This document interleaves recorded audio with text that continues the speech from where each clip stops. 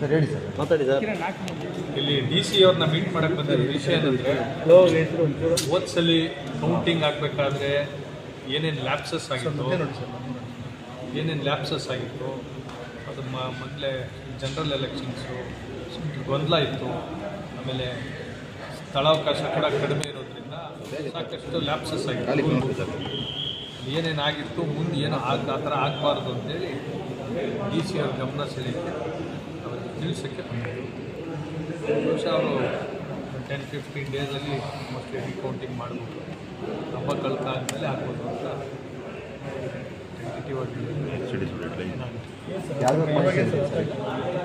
Points ಅಷ್ಟೇ. ಹೋದ್ಸಲಿ ಏನು ಮಾಡಿದ್ರು ಅಂದರೆ 14 ಟೇಬಲ್ ಆಗ್ತಾ ಇದ್ದಲ್ಲ, ಅದನ್ನು 2 ರೂಮ್ಗೆ ಹಾಕ್ಬಿಟ್ಟಿದ್ರು. 2 ರೂಮ್ಗೆ ಹಾಕಿದಾಗ ಅಲ್ಲಿ ಏನು ನಡೀತಾ ಇದೆ, ಏನೇನು ನಡೀತಾ ಇದೆ ಗೊತ್ತಾಗ್ತಾ ಇತ್ತು. ನಾವು ಒಂದೇ ರೂಮಲ್ಲಿ ರೂಲ್ ಇರೋದು, ಒಂದೇ ರೂಮಲ್ಲಿ ಇರಬೇಕು ಅದನ್ನೇ. ಅಲ್ಲಿ 17C ಫಾರಮ್ ಏನು ಸಿಗ್ನೇಚರ್ಸ್ ಮಾಡ್ತಾರೆ. ಎಷ್ಟೋ ಕಡೆ 113 ಕಡೆ ಮಿಸ್ಸಿಂಗ್ ಇತ್ತು. ಬ್ಲ್ಯಾಂಕ್ ಬಿಡಬಾರ್ದು. ಆಮೇಲೆ ನಮಗೆ ಒಂದು ಫೋಟೋ ಕಾಪಿ ಕೊಡಬೇಕು. ಒಂದೊಂದು ರೌಂಡ್ಗೂ ಮುಗಿದ ಮೇಲೆ ಎಲ್ಲ ಕರೆಕ್ಟಾಗಿತ್ತು ಅಂದರೆ ಸಿಗ್ನೇಚರ್ ಮಾಡಿ ಫೋಟೋ ಕಾಪಿ ತಗೋಬೇಕು. ಎಲ್ಲದಕ್ಕೂ ಮೊದಲ ಇರಲ್ಲ. ಆಮೇಲೆ ಪ್ರತಿಯೊಂದು ವಿಡಿಯೋಗ್ರಫಿ ಆಗಲಿ, ಒಂದು ಫೈಲ್ ಮೇಂಟೈನ್ ಮಾಡಲಿ, ಒಂದೊಂದು ಬೂತ್ದು ಒಂದೊಂದು ಫೈಲ್ ಮೇಂಟೈನ್ ಮಾಡಲಿ. ನಾಳೆ ಯಾರು ಕೇಳಿದ್ರು ಅದನ್ನು ತೋರಿಸ್ಬೋದು. 16A ಫಾರಮು ಓಪನ್ ಮಾಡೋಕ್ಕೆ ಮೊದಲು ನನಗೆ ಹೊಸ್ದಾಗಿ ಗೊತ್ತಾಗಿದೆ. EVM ಓಪನ್ ಮಾಡೋಕ್ಕೆ ಮೊದಲು 16A ಫಾರಮ್ ಅಂತಿರುತ್ತೆ. ಬೂತಲ್ಲಿ ಎಷ್ಟು ಮಹಿಳೆಯರಿದ್ದರು, ಎಷ್ಟು ಗಂಡಸರಿದ್ರು, ಎಷ್ಟು ಪೋಲಿಂಗ್ ಆಗಿತ್ತು ಅದು ಇರುತ್ತೆ. ಅದಕ್ಕೂ ಆಮೇಲೆ ನಮ್ಮ ಮೆಷಿನ್ಗೆ ಟ್ಯಾಲಿ ಆಗಬೇಕು, ಇದೆಲ್ಲ ಇರುತ್ತೆ. ಆಮೇಲೆ EVM ಮಿಷಿನ್ಸ್ 2.5 ವರ್ಷ ಆಗಿಬಿಟ್ಟಿದೆ. ಬ್ಯಾಟ್ರೀಸ್ ಡೆಡ್ ಆಗಿರುತ್ತೆ. ತೆಗಿಬೇಕಾದ್ರೆ ಹುಷಾರಾಗಿ ತೆಗಿಬೇಕು. ಡೆಲಿಟ್ ಇದನ್ನು ಒಂದು ಬಟನ್ ಇರುತ್ತೆ. ಚಾನ್ಸ್ ಅಕಸ್ಮಾತ್ ಯಾರೋ ಓದ್ಕಿದ್ಬಿಟ್ರೆ ಇಷ್ಟೆಲ್ಲ ಮಾಡಿರೋದೆಲ್ಲ ವೇಸ್ಟ್ ಆಗ್ತದೆ. ದಯವಿಟ್ಟು ಪ್ರತಿಯೊಂದು ಒಳಗೆ ಹೋಗೋದ್ರಿಂದ ಪ್ರತಿಯೊಬ್ಬರು ಯಾರು ಲಿಫ್ಟ್ ಮಾಡ್ತಾರೆ ಪ್ರತಿಯೊಂದು ವಿಡಿಯೋಗ್ರಾಫಿ ಆಗಲಿ ಅಂತೇಳಿ DC ಅವ್ರ ಗಮನಕ್ಕೆ ತಂದಿದ್ದೀವಿ. ಅವ್ರು ಹೇಳಿದ್ರು ನೆಕ್ಸ್ಟ್ ಮೀಟಿಂಗ್ ಕರಿತೀವಿ, ಅವಾಗ ನೀವೆಲ್ಲ ತಿಳಿಸಿ ಅಂತ. ನಾವು ರೈಟಿಂಗಲ್ಲಿ ಈಗಾಗಲೇ ಕೊಟ್ಟಿದ್ದೀವಿ. 197 ಸರ್ ಅಂತ ಕೋರ್ಟು ಒಂದು ನಿರ್ಧಾರ ಮಾಡಿದೆ. ಅಲ್ಲಿ ಉಚ್ಚ ನ್ಯಾಯಾಲಯ ಏನು ಹೇಳ್ತು ಸರ್, ಅಕಸ್ಮಾತ್ ರಿಸಲ್ಟ್ ಅದೇ ಥರ ಬಂದರೆ ನೀವು ಮಾಡಿರೋದು ಸಿಂಧು ಮಾಡೋದು ವೇಸ್ಟ್ ಆಗ್ತದ. ಹಾಗಾಗಿ 4 ವಾರಗಳ ಕಾಲ ರಿಸಲ್ಟ್ ಬರುತ್ತೆ, ಅದು ಹಂಗೆ ಇರಲಿ, ಡಿಸ್ಟರ್ಬ್ ಮಾಡಬೇಡಿ. ಅದಕ್ಕೆ ಸ್ಟೇ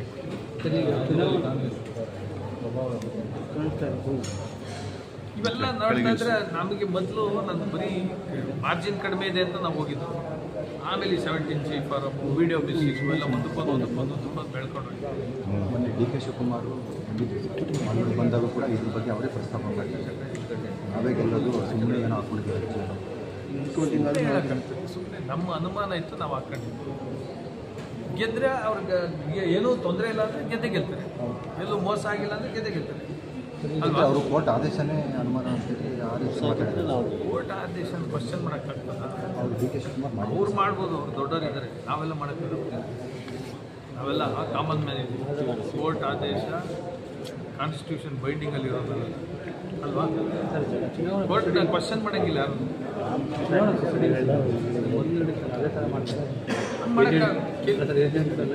ಅದೇ ಏನು ಇದು ಯಾವ ರೀತಿ ಮಾಡಬೇಕು, ಯಾವ ರೀತಿ ನಾವು ಹೇಳೋಕ್ಕಾಗಲ್ಲ. ಅದು left election commission of India. ನಮ್ಮದು ಎಲ್ಲೆಲ್ಲಿ ಏನೇನು ಲ್ಯಾಪ್ಸಸ್ ಆಗಿದೆ ಅಂತ ಅವ್ರಿಗೆ ತಿಳಿಸಿದ್ದೀವಿ. ಅದನ್ನು ಆಶಾವಾದಿಯಾಗಿದ್ದೀನಿ. ನಾನು ಜಂಬ ಮಾಡ್ಕೊಂಡು ಹೇಳ್ಕೊಂಡು ಓಡಾಕಲ್ಲ ಅಲ್ವಾ. ನಾನೇ ಗೆಲ್ತೀನಿ, ನಾನು ಸೋತ್ರೆ ರಾಜಕೀಯ ಬಿಡ್ತೀನಿ, ಇದೆಲ್ಲ ನಾನು ಎಲ್ಲ ಹೇಳಿದ್ದೀನಿ. ಶಾಸಕರು ಅವ್ರು ಹೇಳ್ತಾರೆ, ದೊಡ್ಡವ್ರು ಹೇಳ್ಬೋದು, ನಾವು ಹೇಳೋಕ್ಕಾಗಲ್ಲ. ನಾನು ವಿಜಯ ಹಂಗಾಯಿತು ಕೋರ್ಟಲ್ಲಿ, ಹಿಂಗಾಯಿತು ಕೋರ್ಟಲ್ಲಿ, ನನಗೆ ಡೌಟ್ ಇತ್ತು, ಅದು ನಿವಾರಣೆ ಮಾಡ್ಕೊಬೇಕು. ಸಾಕಷ್ಟು ಲ್ಯಾಪ್ಸಸ್ ಇತ್ತು, ಅದು ಕೋರ್ಟ್ ಗಮನದಲ್ಲಿ. ಉಳಿದಿದ್ದು ದೇವ್ರಿಗೆ ಬಿಟ್ಟಿತ್ತು. ನಾವೆಲ್ಲ ಗಾಡ್ ಫಿಯರ್ ಪೀಪಲ್ ಅಲ್ವಾ. ಎಲ್ಲರೂ ಇಲ್ಲಾಂದರೆ ಮೇಲೇನೋ ಒಂದು ಶಕ್ತಿ ಇದೆ ಅಂತೇಳಿ ನಂಬಿಕೆ ಎತ್ಕೊಂಡು ಬದುಕ್ತಾರೆ. ನೋಡ್ರಿ ಕೋರ್ಟ್ ಏನು ಸೂಚನೆ ಕೊಟ್ಟಿದೆ ಅಧಿಕಾರಿಗಳಿಗೆ? ವೆಂಕಟರಾಜು ಅವ್ರನ್ನ ನಾವೇನೋ ನನ್ನ ಲೋಗ ಎಲ್ಲ ಐತೆ, ಅವರೆಲ್ಲ ಅವ್ರೆ ನೋಡ್ತಾ ಬಗ್ಗೆ ನಾವೇನು ನೋಡ ಮಕ್ಕಳು ಕಿಡ್ತಾವ ನೋಡೋದು, ನೀನೇ ನೋಡು ಏನೇನು ಎಲ್ಲೆಲ್ಲಿ ಲೋಪಗಳಾಗಿದೆ, ಯಾರ್ಯಾರು ಇದಕ್ಕೆ ಹೊಣೆಗಾರರು. ಈಗ ನೀವೆಲ್ಲ ಇಲ್ಲಿ ವಿಡಿಯೋ ಮಾಡಿದ್ದೀರಾ, ನಾನು ಆ ವಿಡಿಯೋ ತಗೋಬೇಕಂದ್ರೆ ನೀವು ಒಂದು ಪ್ರೈಸ್ ಫಿಕ್ಸ್ ಮಾಡ್ತೀನಿ, ಫಂಕ್ಷನ್ ಅಂತ ತಿಳ್ಕೊಳ್ಳಿ, ಒಂದು ಪ್ರೈಸ್ ಫಿಕ್ಸ್ ಮಾಡ್ತೀವಿ, ಇಷ್ಟು ದುಡ್ಡು ಕೊಟ್ಟರೆ ನಾವು ಕೊಡ್ತೀವಿ. ದುಡ್ಡು ನಾನು ಕೊಟ್ಟಿದ್ದೀನಿ, ನೀವು ಕೊಟ್ಟರೆ ರಿಸಿಪ್ಟ್ ನನ್ನ ಹತ್ರ ಇರ್ಬೇಕಲ್ವ? ದುಡ್ಡು ಕೊಟ್ಟಿರೋದಕ್ಕೆ ದಾಖಲೆ ಇದೆ. ಅವರು ಐಕ್ಯ ಕಂಪ್ನಿ ಕೊಟ್ಟಿದ್ದೀನಿ ಅಂತ ಹೇಳಿದ್ದಾರೆ, ಬಟ್ ಇಲ್ಲಿ ಮಿಸ್ಸಿಂಗ್ ಇದೆ. ಯಾರು ತಪ್ಪು ಮಾಡಿದ್ದಾರೆ ಅದಕ್ಕೆ ಜವಾಬ್ದಾರಿ ಅಂದರೂ ನೇರವಾಗಿ ಡಿಸ್ಟಿಕ್ ಎಲೆಕ್ಷನ್ ಆಫೀಸರ್ ಆಗ್ತಾರೆ. ಅದಕ್ಕೆ ಅವ್ರ ಮೇಲೆ ಕಾನೂನು ರೀತಿ ಕ್ರಮ ನೆನ್ನೆ ಹಾಕಿದ್ದು ಡಿಸ್ಮಿಸ್ ಆಗಿ ವಜಾ ಆಗಿ ಎಲೆಕ್ಷನ್ ಕಮಿಷನ್ ಆಫ್ ಇಂಡಿಯಾಗೆ ಇವ್ರ ಮೇಲೆ ಕಾನೂನು ಕ್ರಮ ತಗೊಳ್ತೀವಿ ಅಂತ ಅದೇ ಹೇಳಿದ್ದು ಇದೆಲ್ಲ ವಿಡಿಯೋನೇ ಇಲ್ಲ, ಅದೇನು ಇಟ್ಟವ್ರ ಇದನ್ನೇನ ಬಿಸಾಡವ್ರ, ಯಾರು ಇದಕ್ಕೆ ಜವಾಬ್ದಾರಿ? ಕಾಕ್ರಾಲೆಲ್ಲ ರೀ ಎಲೆಕ್ಷನ್ ಏನು ಮಿಸ್ಸಿಂಗ್ ಇತ್ತು ಮತ್ತೆ ಅದು ಹೆಂಗೆ ಗೊತ್ತಾಗುತ್ತೆ ಸರ್? ಅನುಮಾನ ಹೆಂಗೆ ಗೊತ್ತಾಗುತ್ತೆ? ಅನುಮಾನ ಅವ್ರು ಹೇಳ್ತಾ ಇರೋದು ಮಿಸ್ಸಿಂಗ್ ಇದ್ರೆ ಅಂತ, ಬ್ಯಾಲೆಟ್ ಪೇಪರ್ಸ್ ಇದೆಯಾ ಇಲ್ವಾ ಅಂತ. ಅಲ್ಲ, ಮಿಸ್ಸಿಂಗ್ ಆಗಿದೆ ಅನ್ನೋದು ಹೆಂಗೆ ಗೊತ್ತಾಗುತ್ತೆ? ಏನಿದೆ ಯಾವ್ದು ಹೇಳಿ?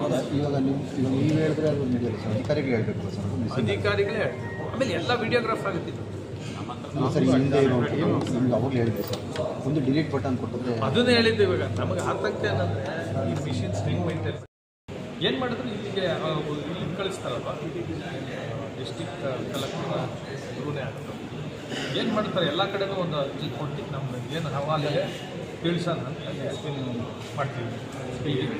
ಎಸ್ ಪಿ ಅವ್ರು ಅಷ್ಟೇ ಕಾನೂನು ವ್ಯವಸ್ಥೆ ಇಟ್ಕೊಂಡಿದ್ವಿ. ಓದ್ಸಲ್ಲಿ ಏನಾಯಿತು ಕೌನ್ಸಿಲಿಂಗ್ ಎಲ್ಲರೂ ಗಲಾಟೆ ಮಾಡ್ತೀವಿ, ನಮ್ಮದೇ ಸರ್ಕಾರ ಇದೆಲ್ಲ ಆಗ್ಬಾರ್ದು.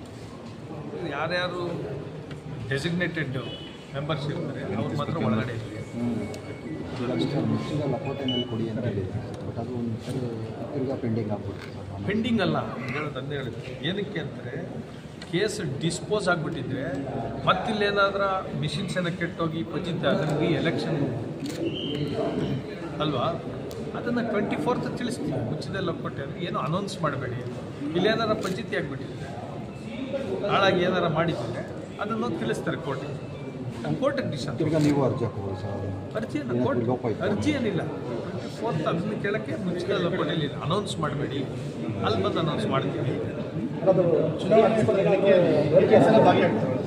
ಆಗ್ತಾರೆ ಕೌಂಟಿಂಗ್ ಮಾಡ್ಬೋದು ಅದು. ಯಾಕಂದರೆ ಕೆಲವು ಕಡೆ ಎಲ್ಲ ಗೆಸ್ಟೆಡ್ ಆಫೀಸರ್ ಸಿಗ್ನೇಚರ್ ಇಲ್ಲ ಅಂತ ಇನ್ವ್ಯಾಲಿಡ್ ಅಂತ ಮಾಡಿದ್ದಾರೆ, ಕೆಲವು ಕಡೆ ಅದನ್ನು ಅಕ್ಸೆಪ್ಟ್ ಮಾಡ್ಕೊಂಡಿದ್ದಾರೆ. ಸೊ ಅಕ್ಸೆಪ್ಟ್ ಮಾಡ್ಕೊಂಡ್ರೆ ವೋಟ್ ಆಗಿದೆ ಯಾರಿಗಾರ ಬರುತ್ತೆ, ವೋಟ್ ಆಗಿರೋ ವೋಟ್ನ ಯಾಕೆ ರಿಜೆಕ್ಟ್ ಮಾಡೋದು? ಏನಾರು ಎರಡೆರಡು ಒತ್ತಿದ್ರೆ ರಿಜೆಕ್ಟ್ ಮಾಡೋದ್ರಲ್ಲಿ ಅರ್ಥ ಇದೆ. ಬರೀ ಒಂದೇ ವೋಟ್ ಇದ್ರೆ ಅದು ಕಾನೂನಿದೆ, ನಾನು ಕೇಳಿದ್ರೆ ಆಗ್ಬಿಡಲ್ಲ. ಅದರಲ್ಲಿ ಏನಾರ ಪ್ರಾಬ್ಲಮ್ಸ್ ಇದೆಯಾ, ಆ ರಿಜೆಕ್ಟ್ ಮಾಡಿರೋದ್ರಲ್ಲಿ ಏನಾರ ಬರೀ ಗೆಸ್ಟೆಡ್ ಆಫೀಸರ್ ಸಿಗ್ನೇಚರ್ ಅಂತ ರಿಜೆಕ್ಟ್ ಮಾಡಿದಾರ ಕೇಳಿ ಅದನ್ನು ಅದಕ್ಕೂ ಮೆನ್ಷನ್ ಮಾಡಿದ್ದಾರೆ ಮಾಡಿದ್ದೀವಿ ಎಲ್ಲ ಪ್ರೇಯರ್ಲೆಲ್ಲ. ಹಾಂ ಕೊಟ್ರಿ. ರಾಮಮೂರ್ತಿ ಅವ್ರದ್ದು ಫಸ್ಟ್ ಏನಾಗಿತ್ತು ಅವ್ರು ಸೋತ್ಬಿಡ್ತಾರೆ ಎಲ್ಲ ಮೊದಲೀಗ ಮೀಟಿಂಗಲ್ಲೇ ತೋರಿಸ್ತೀವಿ. ಅದೇನೋ ಡೆಲಿಟ್ ಬಟನ್ ಇದೆ ಅಂತ, ಅದನ್ನ ಯಾರೋ ಒದ್ಗಿರ್ತಿದ್ರಿ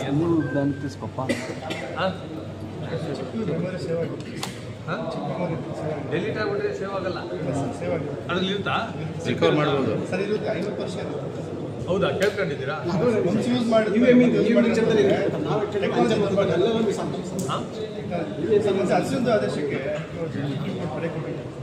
ಏನಕ್ಕಾಗುತ್ತೆ, ಏನಕ್ಕೆ ಕೊಟ್ಟಿದ್ದಾರೆ? ನಾವು ಹಸಿದ್ದು ಮಾಡ್ರಿ ಅಂತ ನಮ್ಮ ಪ್ರೇಯಲ್ಲಿ